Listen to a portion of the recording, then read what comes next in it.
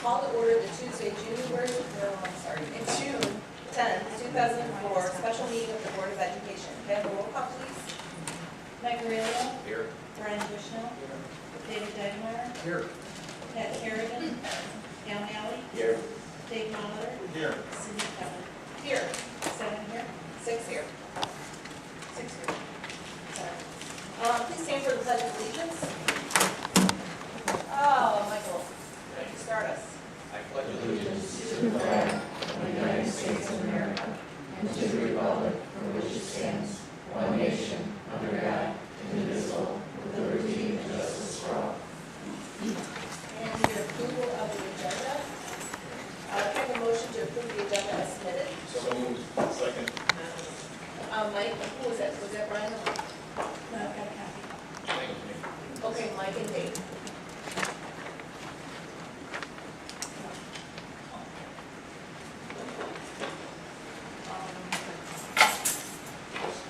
Okay, say all in favor for this one? All in favor, say aye. Aye. All opposed? Motion passes. 6, 1 absent. Comments from the audience. Please provide your name and address for the record and note a 3-minute limit to speak. Where's the timer? Got it here. Would you like me to run the timer? You know, No, but I can get this. you want to do it to me or? Good job. I got it. Now I gotta use my start. Okay, I got it. Please, if you choose to, you can submit a statement in writing to the board. Please know that the board will listen to comments, but will not comment or ask questions on those who address the board. Please, if there is a repetitive speaker, speakers will be asked to only bring new information to the board on same issues. The president may deny an individual the opportunity to speak if the individual has previously addressed the board on the same subject within the past 2 months. Please know that if specific confidential issues need to be addressed regarding employees, students, or personal identifiable information of an individual, the board will hear those issues in closed session. Each speaker shall address their subject matter to the Board of Education in a reasonable tone and shall focus on issues and not personalities. The use of profanity and attacks on an individual is not allowed. The president has the right to change these procedures in certain instances as he or she sees fit. The decision of the president on any of these rules is fine. Laura Rigo.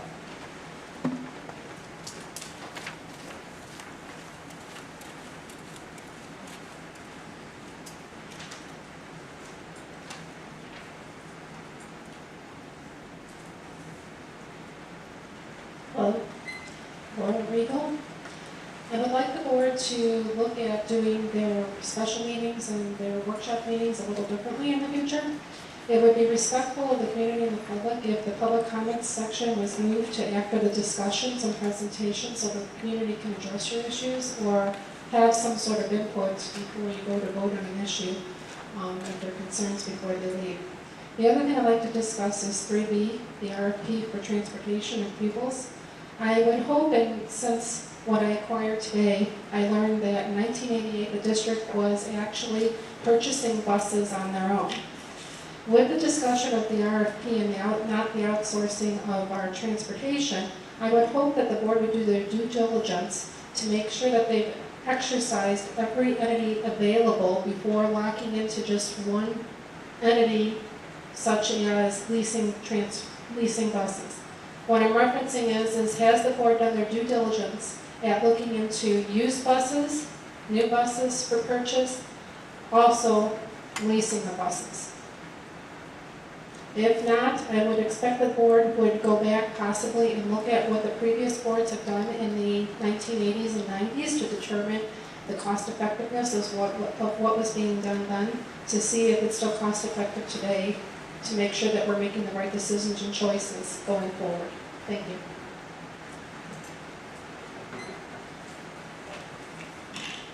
Presentations, discussions, and administrative reports. We have a discussion on the Director of Transportation and Director of Buildings and Grounds. Courtney? Thanks for having me, everybody.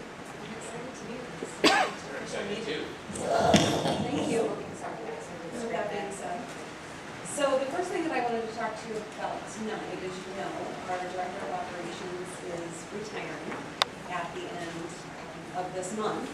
And so we need to have a discussion about how we'll proceed, and there certainly are options. We know that the current model involves the Director of Operations overseeing transportation and building and grounds.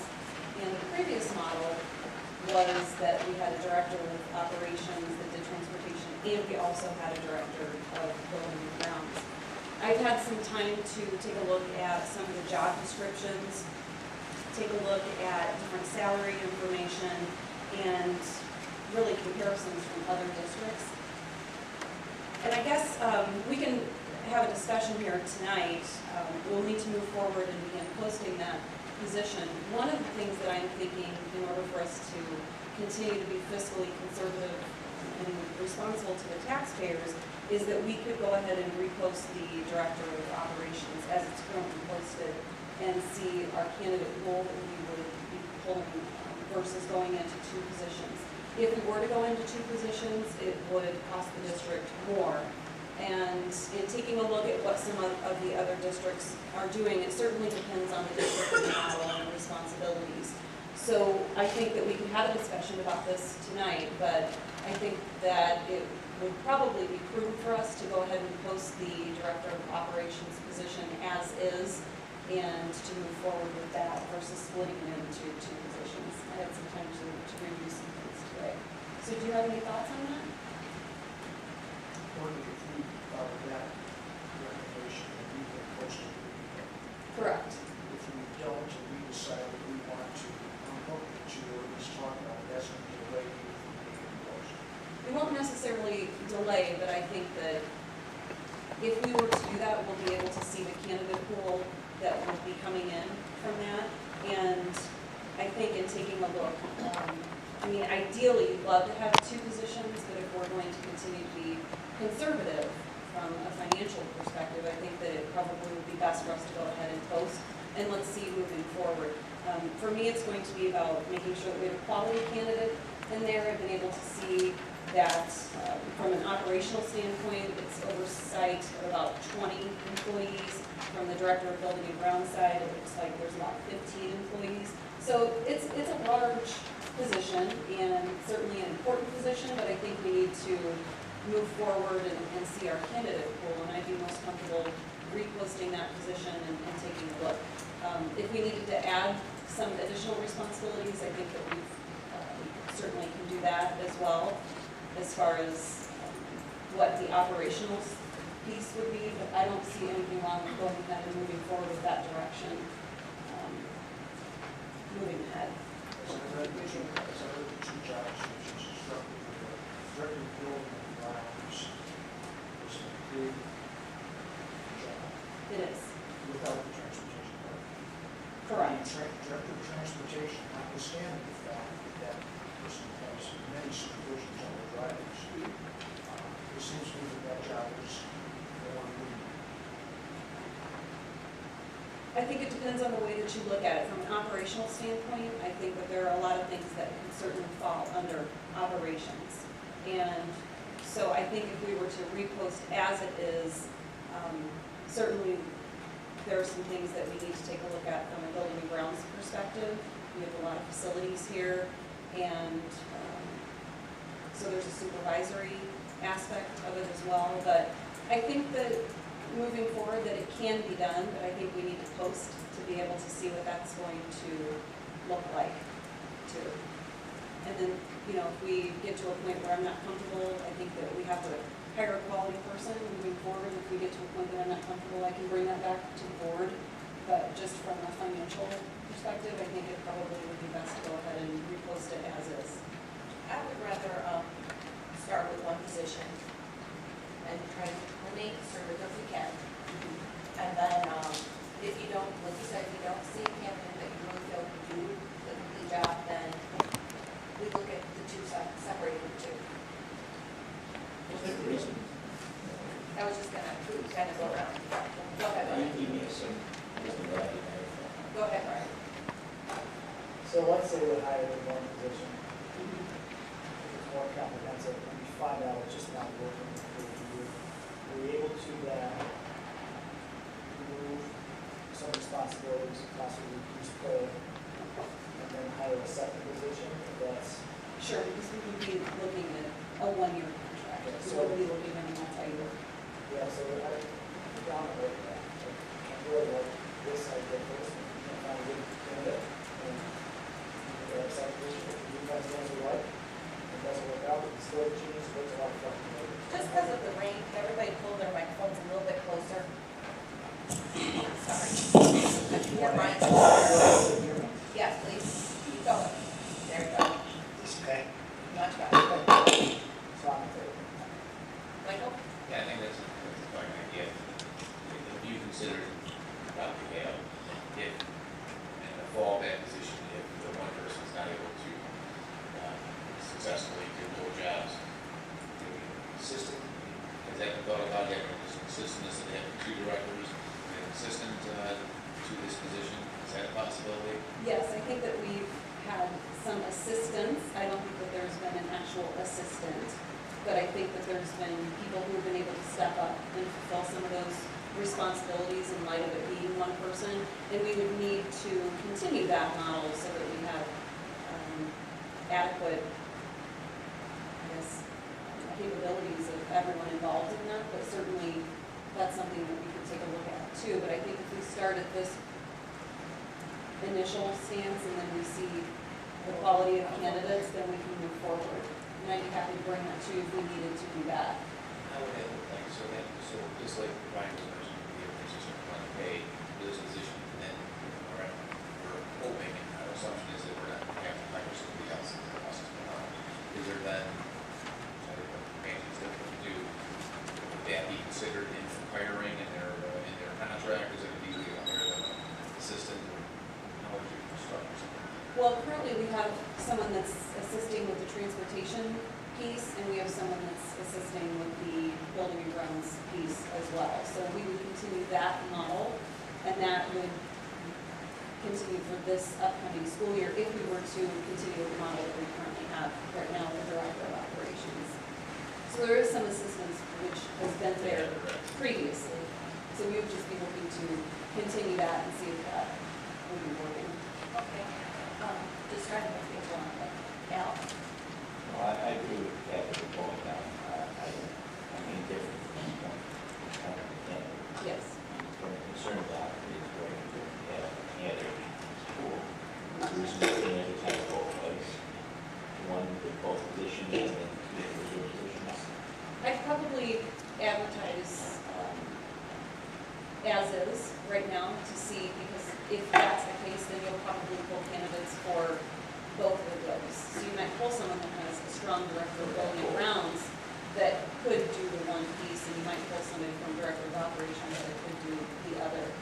Depending on what experience that they have and what district that they're in, or what they currently do, you're probably going to find that you might find somebody all the way around, but we won't know until we post it. But I would keep a close eye on that, and I would let you know if I wasn't comfortable with candidates moving forward too. I don't want to lose time. Absolutely. I Actually, I'm going agree. to say time, because this is a much bigger job. Find out the candidates aren't this strong, you can actually take a couple of candidates and post them. Okay, Dave, did you have comments? Yeah, I guess my question would be contingency, like, let's say we don't, what's your timeline look like as far as posting the position, when you're expecting to get a response back? If we don't get a good candidate pool to choose from, you can. We're not going to rush a hire just to rush a I hire. understand. But I would like to post it tomorrow, ideally, and then every day we'll just be taking a look at where candidates are coming in. Ideally, begin interviewing within a week, 2 weeks, depending on, it depends, you never know what you're going to get. You might get a burst of candidates, they might move fairly slowly, so we would just have to monitor that. And then I would keep you informed as we continue that process. You won't have a hire for June 18th board meeting, obviously, but certainly it would be great to have someone hired at the July board meeting. That would be our goal. No, I guess if we fall back on the contingency plan, we don't find a good candidate pool, how does that work? Because we don't have, we have that early, we don't have an early meeting in July, do we? Currently, no, we're still talking about that as a board, how we want to So I'm handle just that. wondering, if So- we know we're not gonna have candidates by the 18th to look at, Well, then the our next. meeting, I asked if we could push it been heard, so we Right, should so be we might- okay. Well, we might not have a meeting. He's No, saying I'm that talking it would be in a hire between someone. them, right, Right. just, Well, I would communicate with the board if I felt that we needed to get someone in, we had to convene some type of a special meeting to get someone hired. Certainly, I think the board would be okay with that. And although that's not ideal, I think that we'll have to keep, I guess, a close eye on how that's going to move forward. But we won't know until we post the position and we see what candidate pool we get. But we definitely want someone that's a quality candidate. It's a very important role in the district. I'm gonna, I definitely don't want to rush it. I understand that. So I'm just looking for the board to be okay with us going ahead and moving forward and posting that position I tomorrow. think I heard a consensus here that we all want to start with one position, yes. and then you'll keep us posted. Yes. I mean, you've been very good this week of contacting everybody and trying to stay in touch, and I think that that's what you guys have to look forward to for the next year, so. Well, it's over, many of you guys both. Yes, I would do. Okay, so moving on to the discussion for the RFP for transportation of vehicles. That was kind of something. Actually, that's going to be Barb. She and I Where talked does about it say this that? today. I just talked to her about it. This is from Barb. She sent this to the board. I know, it's just, it's like, okay. It wasn't on We there. need to somehow, We will. yeah, I'll fix that. for Okay. next time. go ahead, Barb. We, Do you have a microphone? I'm sorry, with the rain, my Oh, ears yeah, are it's burning. hard. I can speak up. I've got a cold.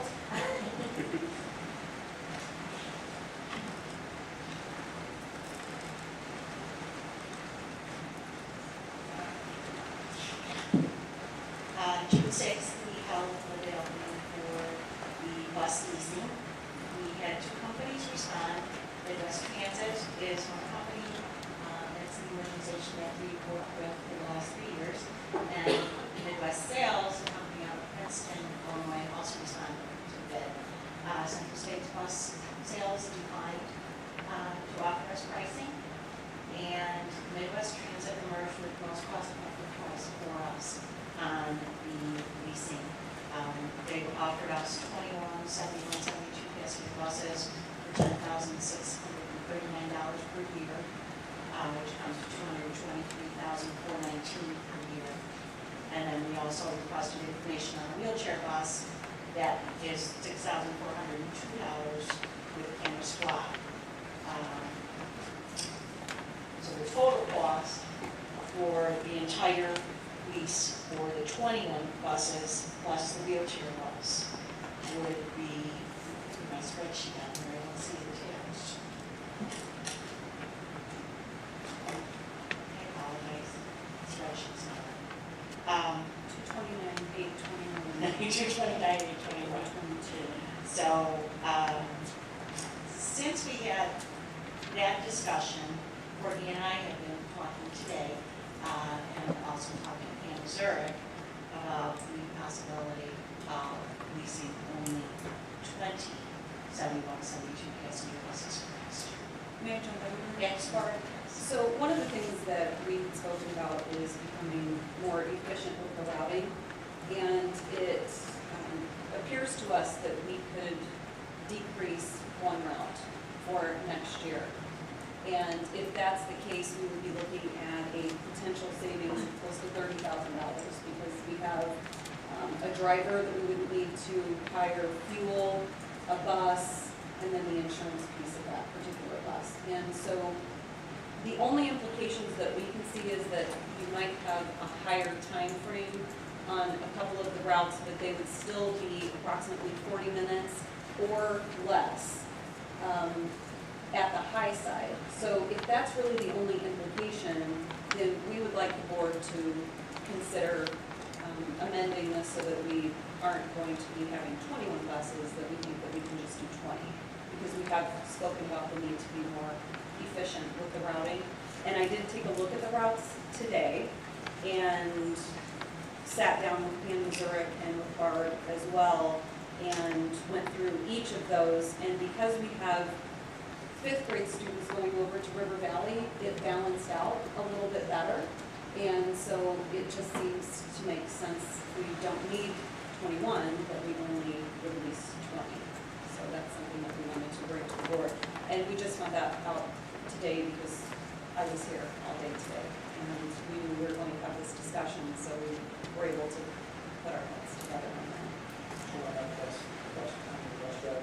Well, we have one with us here, Denise. She has ran some of those bus routes, correct, please? Yes. Would you like to come up? And I did speak to, sorry, Pam, just both are up here. It's on my speed dial Will that too. change a bit? No, she'll just sit I back there. talked to Bruce. Yeah, do you I know did what's that, my just discussed this today. I'll have to talk to Bruce. We did talk about that and it potentially changing the bid, and she would reach out to them first thing tomorrow morning. Barb doesn't think that there will be any implications to that.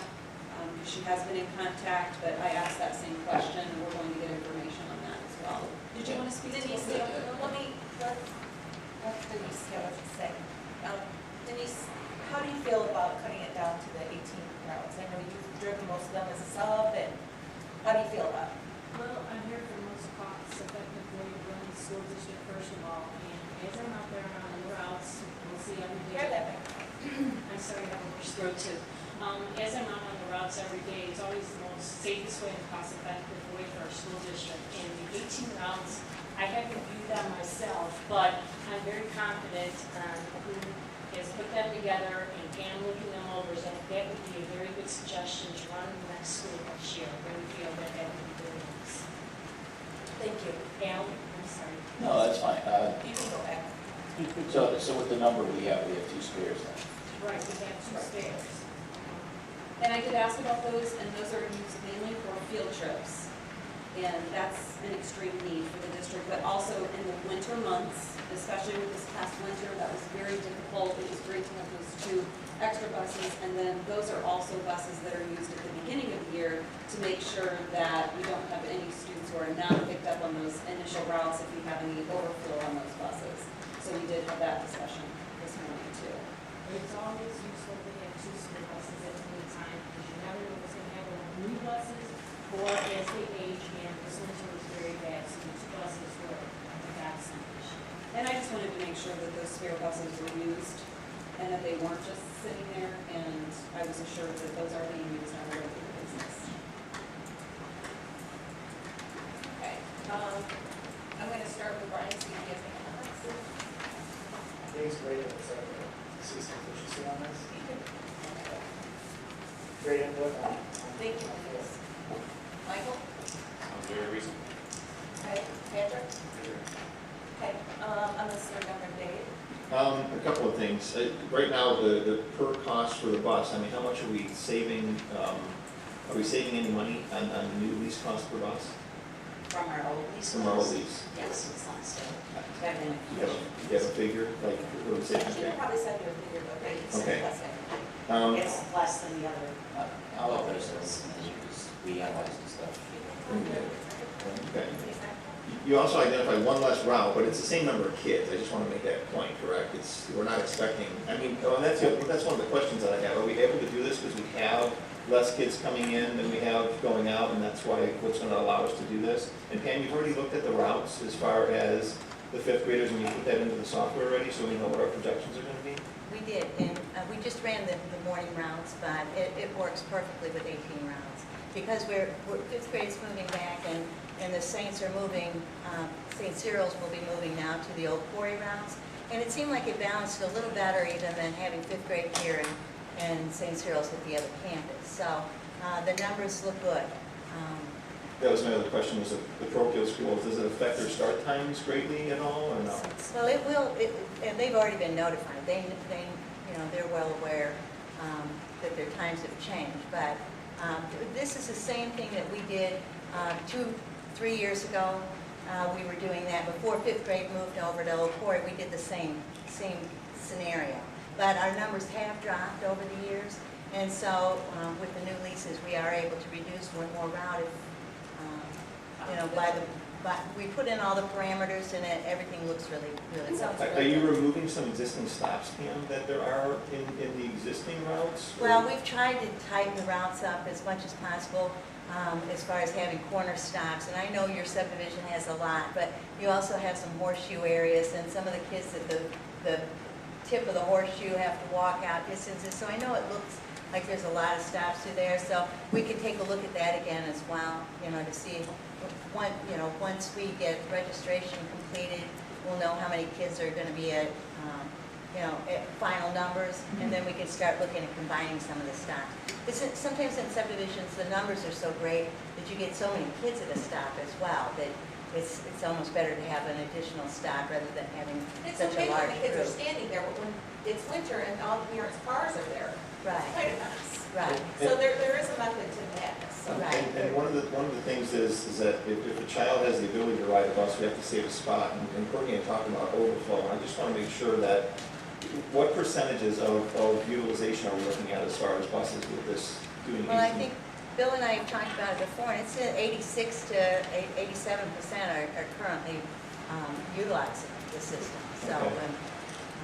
I'm just talking about as far as the number of seats available on the bus itself. Are we trying to get up into the high 60s as far as utilization, or what's, I mean, with as far going as one numbers less on bus? each bus? Yes.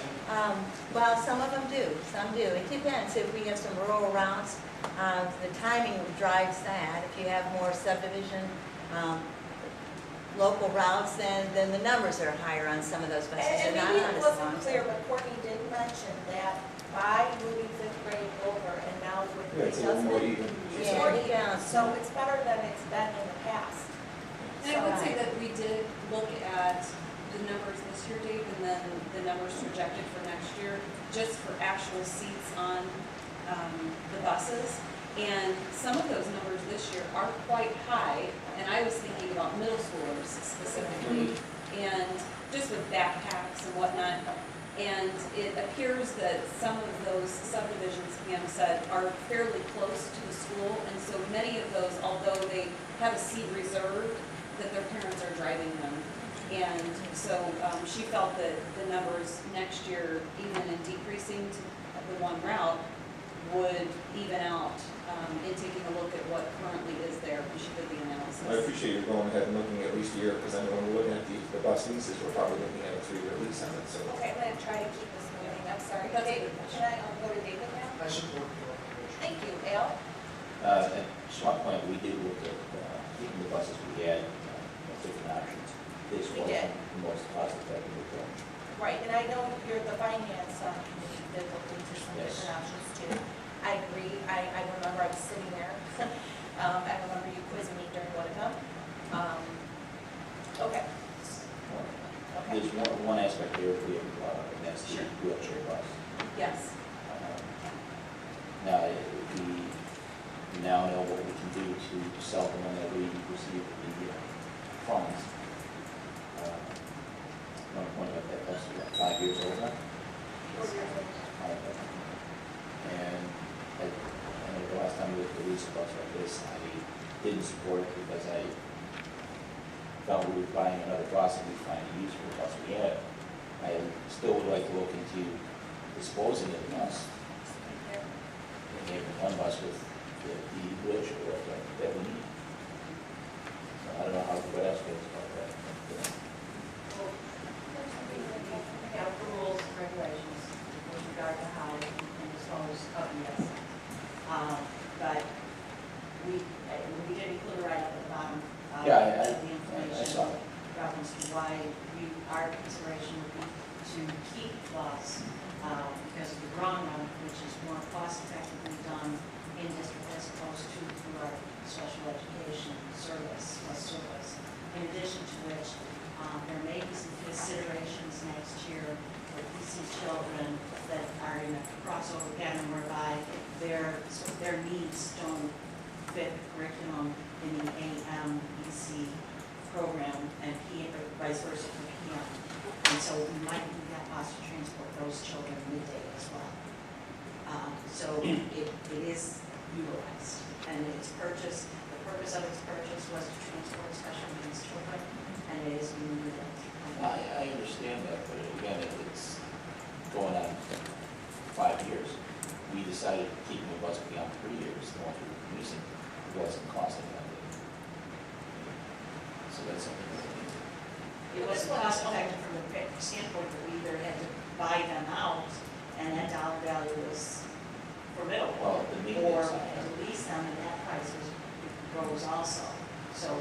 why we couldn't have done beyond the 3 years. It didn't have to do with the actual number of years on the bus. 5 years isn't that old. And it was with the mechanic. Miles are on this Anything else to do with that? And, you know, it's less than 50,000.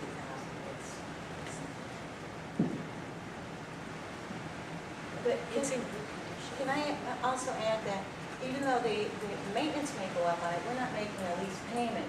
So anything that we're putting into it is strictly just maintenance on the vehicle. We're not paying, I understand, to there's a trade value.